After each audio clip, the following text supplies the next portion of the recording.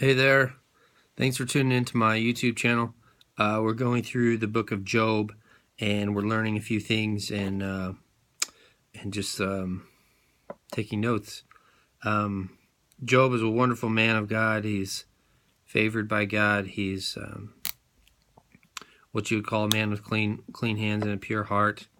And what goes on behind the scenes is that Satan and God get in a conversation, and as a result, Job is put to the test and goes through an immense suffering and torment, loses his family and his livestock and his servants, and Satan just goes right to work and messes with Job. And then eventually Satan asks God to if he could touch his skin. So Job gets affected with boils and worms in his body and just miserable living, and Job hates his life, and he hates the day that he's born and wishes he was never born.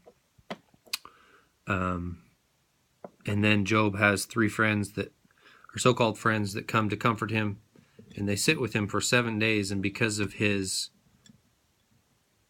torment and because of his pain, his three friends don't say a single word for 7 days. After the 7 days, they begin talking to Job, and Job has to listen to these guys, and they spout off reasons why Job is going through such incredible suffering and losing his family and servants and livestock and everything he's known. And the first one says, basically, it's because of karma. He says, if you were sinless against God, then this wouldn't happen. That's what the first friend said. And we know by reading the scriptures before that Job was a blameless man. And he was a good man, and he worshiped God and loved God. And so these three friends' advice is just like a resounding gong. It's just noisy. It sounds good. It's half-truths. It's bent. It's subtle, and it's no good. And I think the apex of it comes here in chapter 16 is where we're at. And Job starts the chapter saying this and responding to his three friends, so-called friends. And I'm sure you've had people like that in your life. I know I have.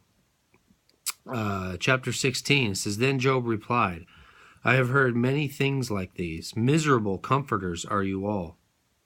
Ever had somebody show up in your life and think they're comforting and trying to comfort you, and they're not? Well, Job is calling these guys straight up. He says, I've heard many things like these. Miserable comforters are you all. Will your long-winded speeches never end? What ails you that you keep on arguing? I could also speak like you if you were in my place. I could make fine speeches against you and shake my head at you. That's the root of what these three friends are bringing. They're saying, Job, there's something wrong with you. You must have done something to cause this, karma, which is not true. Karma is a complete lie in today's day and age. But that's what they're saying. They're blaming Job for these problems. And we know in retrospect that that's just not the case. There's a spiritual world and a cosmic world, and what's going on in the invisible, unseen world between God and Satan played itself out in the physical realm in Job's life. Verse 5, he says, But my mouth would encourage you. Comfort from my lips would bring you relief. That's what Job is saying, the difference between him and his three friends. Verse 6, Yet if I speak, my pain is not relieved, and if I refrain, it does not go away. Surely, O God, you have worn me out. You have devastated my entire household. You have bound me, and it has become a witness. My gauntness rises up and testifies against me. God assails me and tears me in his anger, and gnashes his teeth at me. My opponent fastens on me his piercing eyes. Men open their mouths to jeer at me. They strike my cheek in scorn. They unite together against me. He's referring to his three friends here. God has turned me over to evil men and thrown me into the clutches of the wicked. All was well with me, but he shattered me. He seized me by the neck and crushed me. He has made me his target. His archers surround me. Without pity, he pierces my kidneys and spills all my gall on the ground. Again and again he bursts upon me. He rushes at me like a warrior. I have sewed sackcloth over my skin and buried my brow in the dust. My face is red with weeping. Deep shadows ring my eyes. Yet my hands have been free of violence, and my prayer is pure. O earth, do not cover my blood. May my cry never be laid to rest. Even now my witness is in heaven. My advocate is on high. My intercessor is my friend as my eyes pour out tears to God. On behalf of a man he pleads with God as a man pleads for his friend. Only a few years will pass before I go on the journey of no return. My spirit is broken, my days are cut short, the grave awaits me.